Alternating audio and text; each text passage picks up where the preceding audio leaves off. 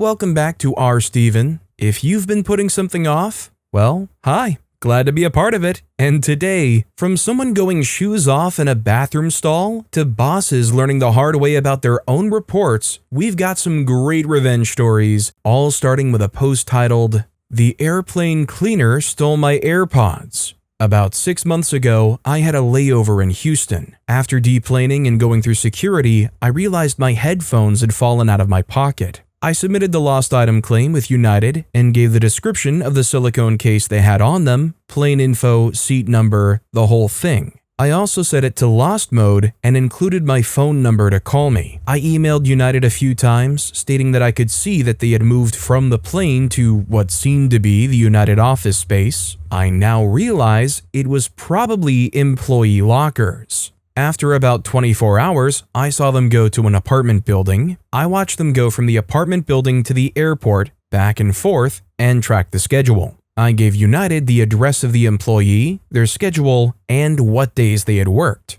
Surely the home address and schedule was enough to pinpoint who it was, so they could at least deal with it internally. Wasn't exactly excited to get the AirPods back if they had been wearing them. United told me that because the AirPods had left the property, they wouldn't do anything, and I had to file a police report with Houston PD. I live in Arizona. They closed my claim. I use Find My a lot for various AirTags and things, so for the last few months, whenever I see my lost headphones with the earbuds out, I hit play sound on the earbud and blast the wearer's ears out. I see them quickly go back into the case. If they would have called me when they found them, I happily would have sent them a reward, even enough to buy their own basic pair. I understand they're expensive and not everyone can swing a pair. I'm slowly working toward making them go deaf so no one else loses a set of headphones to them. I think this is the pettiest thing I've ever done. Admittedly, I've never had my own AirPods, so I don't actually know how the lost feature works, but you almost kind of wish that there was a feature that just made them near unusable and just repeated the phone number or email address or something to return them to the right person. Sure, they'd probably get thrown in the trash sooner, but I would be petty enough that I'd rather they do that than keep them for their own. A user named Road Goddess left a comment saying, "My sister literally tracked her AirPods to the person's house and went door to door and demanded them back, and the person looked so guilty and handed them over." The OP responded, "If I lived in Houston, I 100% would have done this. Maybe if I have another layover there, I'll make a little pit stop and have an epic update." Another user named Aunt Wee Wee left a comment saying, "I think Apple needs to create a tone called, 'These missing items are in the possession of someone I don't know,' really freaking loud. And if you don't want me to get really freaking loud, it would be awesome if you could hit those like or subscribe buttons down below, or leave a review if you're listening to my podcast." Our next story is, the No Solicitors sign was there for your protection. Many years ago, we bought a house on a street filled with original owners. The houses were built in the 50s, so all the neighbors were seniors. Since we were young, we took care of many neighbor problems, like garbage cans, light repairs, and keeping the street gutters clear during storms. Our street was also prime territory for predatory door-to-door salesmen. The no soliciting signs didn't deter them, and I was getting angry at all of them. I don't mind popping off when someone deserves it. Those fools paid a high price for their inability to read. One pair of obnoxious men didn't care for my tirade, got offended, and went next door to try their luck. Big mistake. That was my favorite neighbor. My window was open, and I heard her say no twice, but they wouldn't stop. I yelled out the window that she said no, and they needed to go. The offended one argued with me, told me to mind my own business. Bigger mistake. I came out of my house, gave them both a vitriolic lecture about consent, and pointed to the sidewalk. Grudgingly, they turned and headed for the next house. When they got to the sidewalk, I pointed to every single house and said they were all under my protection. I told them I would follow to each house and monitor the interactions. If they didn't leave at the first no, my lecture would start again. I meant it and followed them to the end of the street. I ruined their day, and all these years later, it still makes me smile. So I think OP's a godsend, and I am kind of inquiring as to how I can have OP move in next door to me. Because I would much prefer OP than the neighbors I have right now, I'll tell you that. A user named Yiblets left a comment saying, I have a brass plaque near my doorbell that states, "Beware of occupant."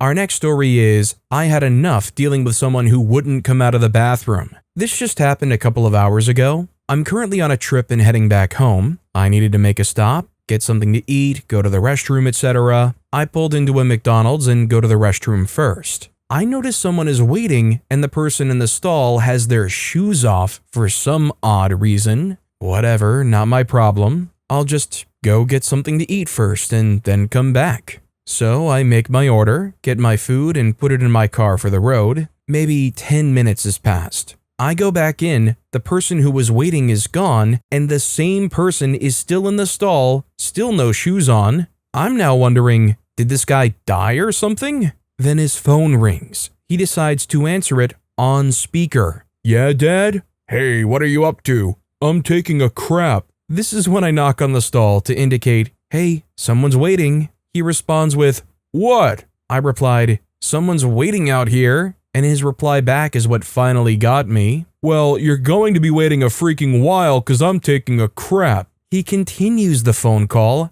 out loud, hangs up. Then I hear, hey, yeah, I'll be by later, just taking a crap. I've had enough. First of all, he's been taking a crap for well over 15 minutes now. If you're on the toilet for that long, you need to see a doctor. But anyways, I decide this is where I'm going to get some petty revenge. I went to the counter to inform them. Now, I knew if I just told them, hey, someone's been on their phone for 20 minutes in the bathroom, they likely wouldn't do anything.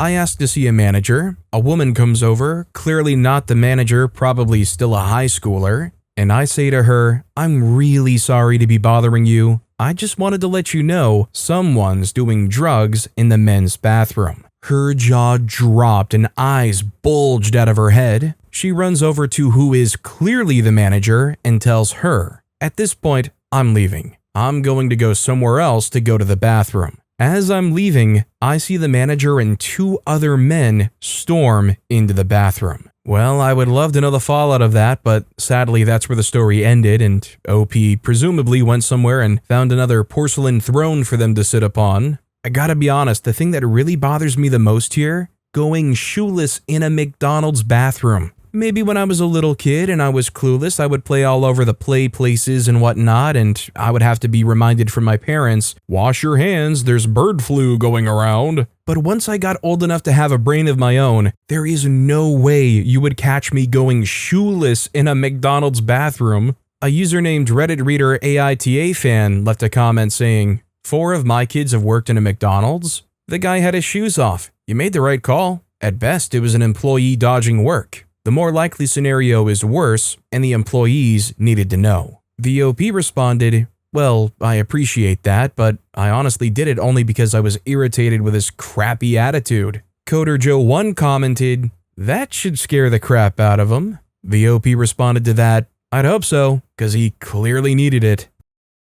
Our next story is, my ex-boss taught me about responsibility, so I returned the favor. I had a boss for 5 years, we'll call her Jay. I worked with young children with disabilities. Some of the issues I had with Jay range from minor problems, never responding to emails, not providing basic necessities which our program was supposed to provide, etc., to major issues such as accusing me of breaking student iPads, repeatedly asking me to do illegal things, not responding to child abuse complaints, laughing at me when I shared how concerned I was about some of this, making my staff cry on a weekly basis. Some of her favorite quotes, I pay you, you do what I want. If you don't like it, go work at Walmart. That's why you're not the boss. Be your own problem solver. Complete and total jerk. After 5 years, I couldn't take it anymore. My last day of work, my colleagues had a party for me and they had all signed a card. My boss signed it, not everyone is cut out for this level of responsibility. Good luck, Jay. So last week, imagine my reaction when I see her mugshot posted on social media, arrested for DWI. So I sent her a thinking of you greeting card. Inside I wrote, so sorry to hear about your arrest. Not everyone is cut out for this level of responsibility. Good luck. You know, I've only sent a few thank you cards and whatnot in my life, and mostly because I was forced to because that's the appropriate thing you do in the business world. But never have I approached even an ounce of satisfaction in sending a thank you card than OP got in this situation. Honestly, the only way it could have been made better, in my opinion, is if OP included a return envelope, a printed photo of their mugshot, and a request for an autograph. A user named Atlas Scrubbed commented, "Not responding to child abuse complaints? Please, for the kiddos, turn her into protective services for ignoring this. Even an anonymous report would help." The OP replied, "Oh, for sure. I informed her boss as well as our regional director and CPS. Parents also complained."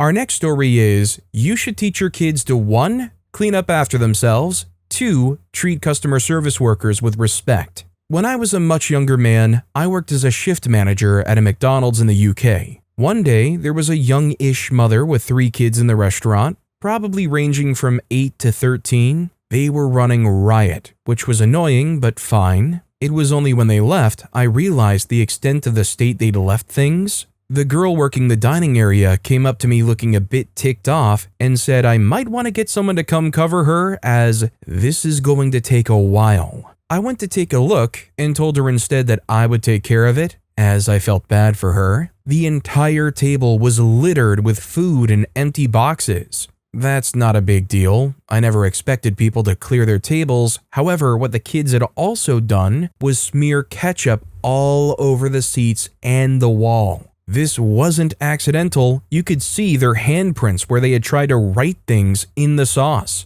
I found that they had also chewed their fries and then spat it out and stuck it all to the underside of the table. The mother had just watched them do this and not said a word. But there, right in the middle of the table, amongst the empty sauce packets, half-eaten burgers, and shredded Happy Meal boxes, was a small purse and 4 cinema tickets. I grabbed a bin bag and swept the entire lot into it. Food, trash, cinema tickets, everything. I then cleared a couple of more tables and added the contents of one of the food waste bins from the kitchen and took it out the back door, subtly marking the specific bag so I would know which one it was. About 45 minutes later, Mom and kids come storming back into the restaurant, and she's looking a little panicky. She explains what she's lost, to which I reply something along the lines of, "I'm terribly sorry. The table was just such a mess, there was no way I'd have been able to spot any personal items amongst it. I cleared this area myself, so I can show you exactly which bin bag it was in."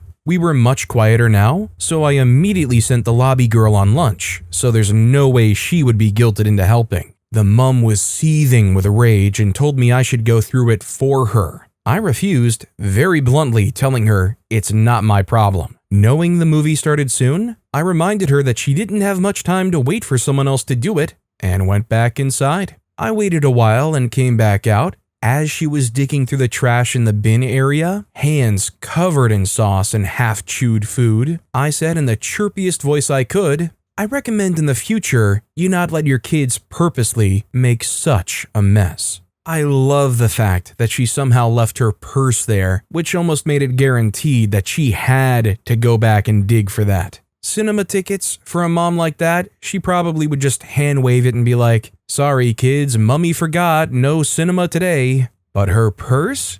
Get to diggin'. A user named Frosty Pie commented, "I've actually had people tell me not to bother cleaning up after my 14-month-old who was discovered throwing things because it's the server's job." Like, no it isn't. They didn't birth this mess-making gremlin. They went red. I think they noticed the look of what the heck on my face. I absolutely hate leaving a mess behind.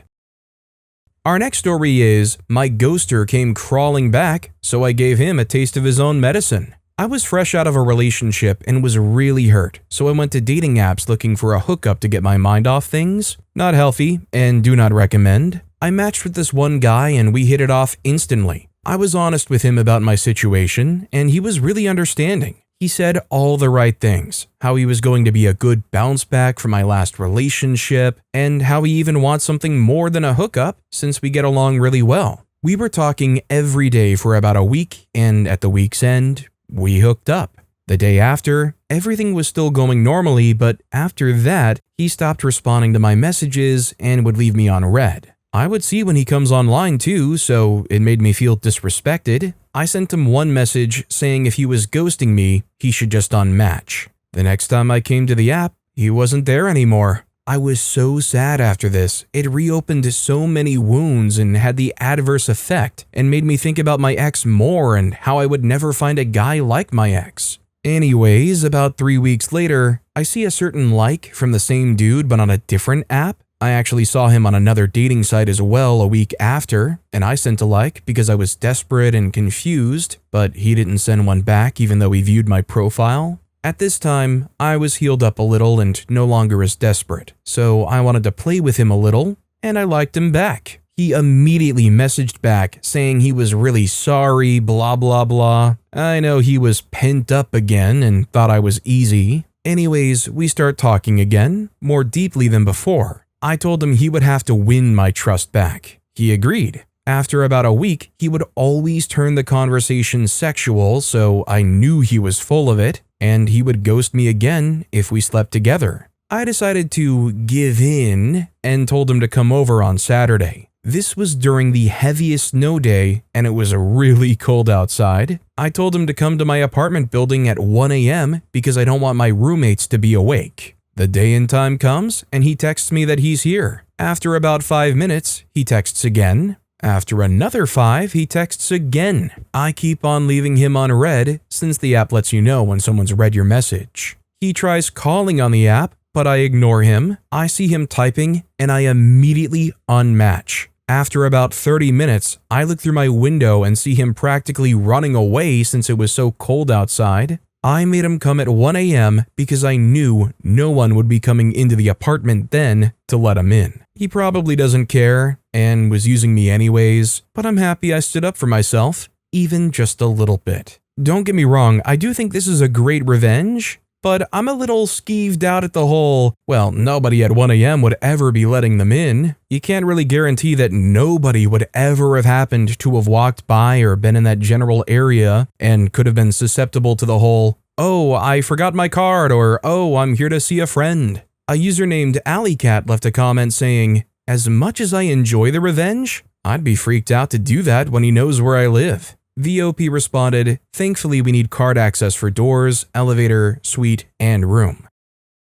Our next story is, boss always found an error with my monthly reports and cover letters, so I used her old ones and watched her rip them apart. I was telling this story the other night, and I was told to post it here. This takes place 19 years ago when I worked for State Street Bank for one of the worst human beings ever, Paula. Real places and names, so I do not care. If you live in Boston and are looking to work at this place, skip it. It is a horrible place to work. Anyway, on to the story. I had just started working for Paula. The team was a mini project team tackling complex financial operation problems with high SVP visibility. That's how it was sold to me. In reality, it was a mushroom farm, with Paula keeping you in the dark and feeding you crap. All I did was compile reports and gather data from people who were terrified of my team. Needless to say, I was bait and switched and was looking to get out shortly after I got there. She had a habit of always criticizing your work to heck with these stupidest things.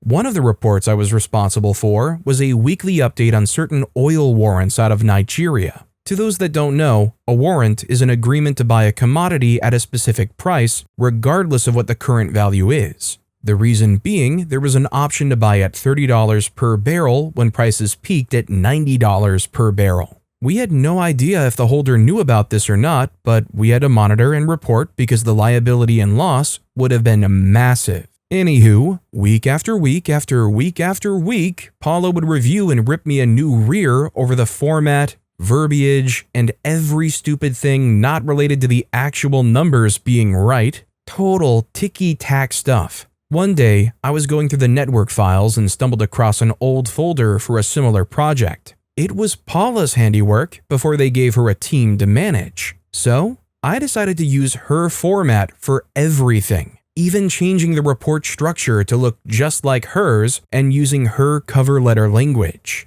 I brought it to her office to review and sign off, and she absolutely lost her crap. She asked what happened to the old format. I told her since she didn't seem to like what I'd been doing, I thought it best to change it around. She said that this was worse than before, probably the worst I submitted to her. She went on and on for what seemed like forever. I just looked at her and didn't interrupt with a blank look. Her last question to me was what was I thinking when I made these changes? I told her that I used the formatting and language she used when she was doing a similar report a few years back. That I found the folder online and used her past work verbatim, just with the numbers and relevant information changed. I gave her printouts of her reports and letters to compare. She just looked at me and had this dumbstruck look on her face. I asked, if this was bad, should I go back to my format then? She just signed off on the reports and said to send them as is.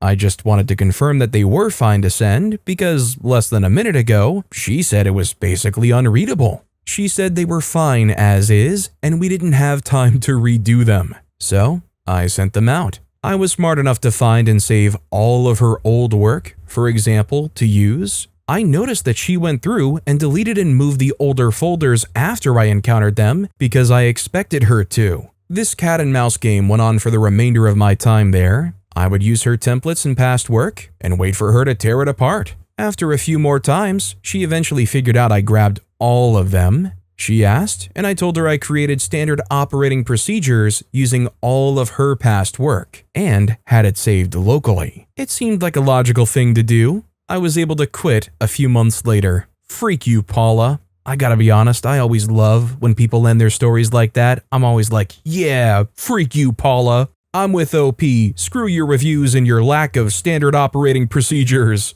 The OP then added in the comments, so one more thing with Paula. When I interviewed her, I told her I was having a child soon. I told her that while I was not opposed to crashing work as needed, I was expecting and needing a position where there was a strong work-life balance. I was told that was part of her management style and not to worry. Another lie. We were not allowed to leave until she left, and she didn't leave until her boss left. We are talking 8 to 7 or 8 every freaking day. She got ticked when I took a week off when my child was born. She kept us there during a snowstorm. She got mad when I wanted to take a day off to do errands for my daughter's first birthday party. She made me burn vacation time to go to my brother-in-law's wake and funeral. She looked into stopping me from using bereavement time for my sister-in-law's wake and funeral 7 months later, but then tried to play it off that she was trying to get me bereavement time. The HR rep who I knew told me this. She got mad at me because I didn't tell her sooner that Stugits was Italian slang for junk and balls. Her and another girl on the team used to call each other that because they watched The Sopranos and thought it meant idiot. She got mad at me when I would talk to Jim, the SVP, directly on work stuff or general real-life stuff. She got annoyed when I talked about family stuff and having fun with my wife because she was divorced and unable to have a relationship, and her ex-husband moved on and got remarried. She got mad when I didn't eat at my desk because I went to the cafeteria to get the freak away from her. I gave my notice the following Monday. I came back from my sister-in-law's wake. I scheduled my exit interview with HR directly when I asked her, and she gave me a runaround answer. I booked the conference room in front of her office where she could see me, and I made sure she was there when I had it. She asked me how it went, and I told her she'll find out from HR. My last day, I was just going to leave and not say anything. She told me to wait for her so she could say goodbye. She stayed on the phone for 45 minutes of spite just to keep me there. So when she finally came out, she went to shake my hand, and I refused. In front of everybody, I told her to her face she was probably the worst human being I've ever encountered and definitely the worst boss and leader. I then went on to say that I was glad she was divorced and she was going to die alone. Her son will most likely marry a woman just like her, and she will steal him from her. I also told her that there was a reason why her husband was able to move on and she couldn't. I also crapped all over her corporate record and said she was just a snitch for Jim and none of the SVPs liked or respected her, and her whole career is based on freaking people over. Then I left and never spoke to her again. I did bump into her at industry events and she avoided me like the plague. I also badmouthed her in industry circles where I knew it would get back to her. Again, freak you, Paula. Our next story is Inconsiderate neighbors had to bust their butts shoveling. I live in a group of 4 homes on a pipestem shared driveway. I'm at the end, facing the main road. The other 3 are turned 90 degrees, facing the shared driveway. They all have generous 4 to 6 cars concrete driveways off the shared. The shared is asphalt that runs right up to my garage. I also have an apron at the edge to allow me to turn around in. The neighbors are able to turn around by simply backing out of their drives onto the shared driveway. Part of my yard is a long 10 to 12 foot wide grass strip that runs along the driveway down to the road. The neighbors have always presented parking challenges with extended family or renters or roommates or hosting events. They block half the shared driveway for parking, making deliveries or emergency access to my home difficult. They try to turn my grass strip into their private parking and got petty and damaging when told no. They don't help maintain the strip. They don't pay taxes on it. They don't legally own it. When it's normal amounts of snow, they don't shovel or salt the shared driveway. I have salted the entire driveway multiple times to ensure I don't slide out into oncoming traffic. They walk up into my front yard and drive, peer into my car, and try to use my front yard as a public path to the neighborhood behind me. There's an entire field to the right of my lot that they can access to do this. There's no need for them to trespass like this. I put up no trespassing signs. I give each house a small Christmas gift and card and, with one exception, never receive a thank you or acknowledgement or return card. Their visitors, friends, family, delivery, service people all drive right past their driveways all the way down to my car and garage door to then turn around when they could have done it in their big empty driveways. That's extra wear and tear on my driveway instead of theirs. All of that to paint the picture. Annoying, entitled, but nothing so significant that it's worth saying or doing anything. The exceptions being the trespassing and the strip parking. So the snow we got has been awful. It was all I could manage to repeatedly shovel out my own driveway. I just couldn't do it anymore. I couldn't even fully clear my own, only 2/3. Oh, in the past, when it snowed, they clearly see I haven't cleared it yet, but still drive up into my drive to turn around, packing it down, making it harder and icier for me. So, my petty revenge was watching them bust their butts digging out the shared driveway, which they barely did. It's just enough for one car to squeeze by. The opening to the main road is tricky to turn into at the moment, but doable. I have 4-wheel drive. Be nicer to your neighbors, and maybe I'd have overextended myself trying to help. Be a selfish jerk, suffer the consequences. They have a whole house full of adults to shovel to my one. I don't feel the slightest bit of empathy for them. Hey, the OP's got 4-wheel drive? I say just keep on trucking. They don't give you any help. They can't even acknowledge a Christmas card and gift you give them every single year. Forget them.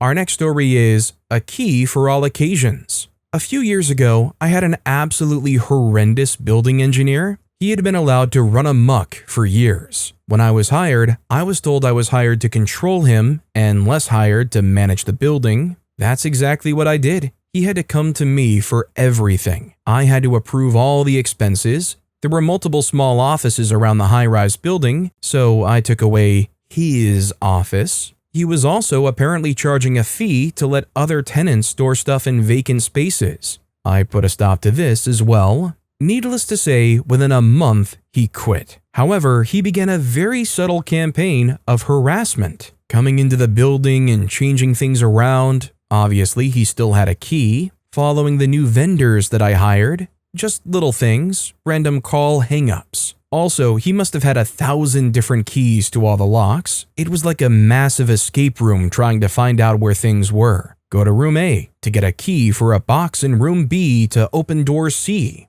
I ended up just rekeying the entire building. Completely worth it. Insert petty revenge. Finally, after getting all of the locks changed and removing all of the thousands of stored knobs and keys, I came up with an idea. I called a friend of mine with a print shop and asked them to print tag labels for the keys. On those labels, it read, "If found, call for reward, his phone number." I attached all 250 labels to 250 keys. Slowly, over the next year, I systematically dropped keys all over the place. Not just in our area, but because I also travel, I would drop them in other cities as well. I would leave them in bathrooms, I would leave them next to coffee machines at convenience stores, I would leave them on top of gas pumps, the doctor's office next to the sink. A few times, even left them on top of the luggage kiosk at the airport. We went on 2 cruises and a good 20 keys got left in various places on both of those cruises. I spent a year just casually leaving these keys all over the city and half the country. Once in a while, I would stalk his Facebook page and he would talk about these keys, or he would rage about the keys in the phone calls. Best petty revenge with absolutely no way to trace it back to me. What I love about this is it's not like they're giving their number to some scammer who's going to call them with an obviously fake phone number. These are all going to be very legitimate people calling from very legitimate numbers all over the country that probably leave a voice message like, "Hey, I found this key that says call for reward. How do I collect?" A user named OneQuirky1 left a comment asking, "How many keys do you have left?" Take up a collection from people's junk drawers and keep it going indefinitely. Update the tag to say batch 2 of 10, keys 251 to 499, or lubrication and sedatives. VOP responded, "I easily have another 150 to 200 keys. Also, one of my contractors is a locksmith. They throw all of their old keys in a bucket. I could get my hand on 1,000 immediately if I wanted." But with that being said, that's all the time we have for today. Now, if you want to hear some more absolutely crazy petty revenge stories, why not check out that video on the left? Or if you missed my latest video, you can check out that video on the right of the screen right now. That said, once I find the right key, I'll see you all next time with some more stories.